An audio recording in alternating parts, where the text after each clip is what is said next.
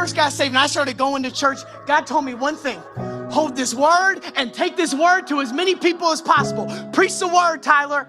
And then about 3 weeks, I got hyped up. And then somebody came up to me and they said, Tyler, you know, at this church, we dress nice. To preach the word, you've got to wear suits and ties and all of that. And so I said, you know what? You're right. I'm going to preach this word. I'm going to hold what my church likes, and I'm going to preach as hard as I can. And then about 2 weeks later, you know what was said? You know you got to get married, right?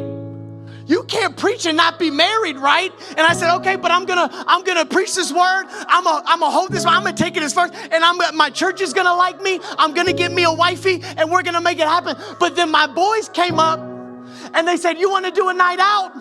And now you know what I did? Rather than holding on to it, when they handed me a night out, I put this down real quick.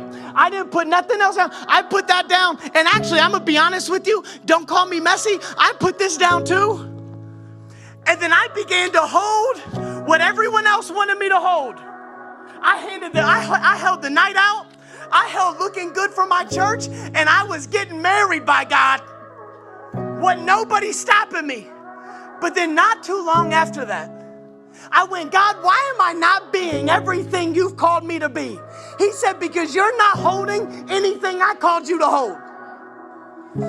He said, you're holding what your church gave you, what the timeline gave you, what your boys gave you. Put it down. All you've got to do is remind yourself and pick back up the thing God called you to do. But now this season's hard. It's not hard because what God gave you is heavy. It's hard and heavy because you're holding everything someone else gave you to hold. That's always been it. I've said yes to so many people in my life at the cost of saying no to Him. When I first